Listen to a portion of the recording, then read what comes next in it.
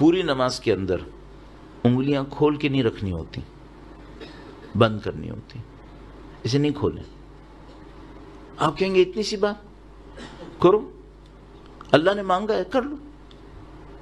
جب آپ کھڑے ہوں مرد کے لیے ہاتھوں کو زانوں کے اوپر رکھنا ہے، سائڈ میں نہیں رکھنا ہے، سامنے رکھنا ہے، سامنے رکھو۔ سب کی لاجک ہے، اور معصوم کی بیان کی ہوئی لاجکس ہیں، ہماری سوچی بھی نہیں ہے، بیان کی بھی لاجکس ہیں۔ ہاتھ سامنے ہونے چاہیے، سائڈ میں نہیں ہونے چاہیے۔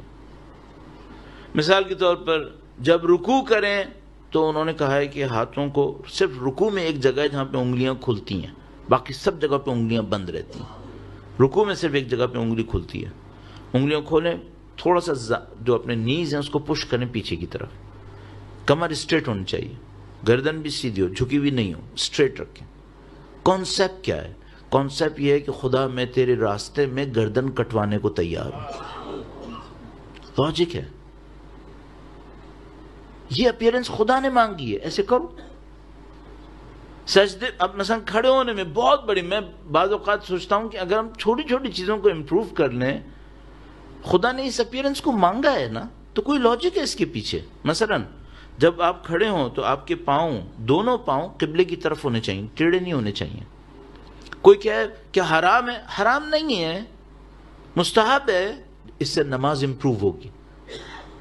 اور نماز امپروو ہوگی تو یہ سمجھ لو آپ نے سب کچھ ٹریگر کر دیا، بہتر ہوتا چلا جائے گا۔ تو ابھی دوسرا دن ہے مجلس کا، میں دوسرے دن میں اس کو عرض کر رہا ہوں تاکہ انشاءاللہ میں اور آپ پریکٹس کریں گے 10 دن، کہیں سے کہیں پہنچ سکتے ہیں ہم۔ اچیومنٹ ہونی چاہیے نا۔ تو پاؤں بالکل سیدھے ہوں، تھوڑا سا گیپ دیں اور قبلے کی طرف ہوں، ہاتھ انگلیاں بند زانوں کے اوپر ہونی چاہیے۔ جب آپ قیام کریں، سورہ اور رکوع پڑھ رہے ہیں، مثلا ہم پڑھ رہے ہیں، تو کیا سوچیں؟ آپ یہ سوچیں میں ایسے کھڑا ہوں جیسے قیامت کے دن خدا کے سامنے کھڑا ہونا ہے۔ قیام کا مطلب یہی ہے، قیام کھڑا ہونا، قیامہ بھی اسی سے ہی ہے۔ پھر آپ رکوع کریں، کیا سوچیں؟ کانسیپٹ یہ ہے کہ رکوع کرتے وقت سوچو کہ میں اللہ کی راہ میں گردن کٹوانے کو تیار ہوں۔ سجدہ کریں، سجدہ کرنے جائیں، ہاتھوں کو یوں سیدھا رکھیں قبلے کی طرف، انگلیاں بند، ہاتھ قبلے کی طرف۔ اور کانسیپٹ کیا ہے؟ کانسیپٹ یہ ہے کہ خدا میں تیرے سامنے ذلیل اور حقیر ہوں، میں ایکسیپٹ کر رہا ہوں، میں تیرے سامنے سرنڈر ہوں، ایکسیپٹ کر رہا ہوں۔ اس فزیکل سرنڈر کے بدلے میں خدا سے مانگے، خدا مجھے اسپریچولی بھی سرنڈر کروا دے، میں تیرے لیے سوچنا شروع کروں۔ بیٹھیں گے دوسرے سجدے سے پہلے، پھر دوبارہ سجدے میں جائیں گے۔ روایت نے بہت خوبصورت بیان کیا، میں جب بتاتا ہوں میں لطف لیتا ہوں اس کا، اور کئی دفعہ بتا چکا ہوں، اور آپ نے ظاہر 10 جگہ اور بھی سنا ہو شاید۔ دوسرے سجدے کو کہتے ہیں، یہ جو پہلا سجدہ ہے یہ ہماری کریشن کی طرح ہے، جیسے خدا نے ہمیں پیدا کیا۔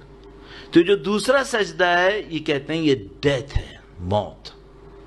دوسرا سجدہ کرنے گئے تو یہ دوسرا سجدہ میری اور آپ کی موت کی طرح ہے، اور اس سجدے کے اندر اپنی موت کو یاد کرے انسان، خدا مجھے اچھی موت چاہیے۔ اور اس دوسرے سجدے کے بعد اگر دوسری رکعت ہوئی یا آخری رکعت ہوئی تو آپ نے تشہد پڑھنا ہے۔ کیسے تشہد پڑھیں؟ یہ سوچ کے پڑھیں کہ خدایا اس گواہی کو قیامت کے دن مجھ سے قبول کر لے۔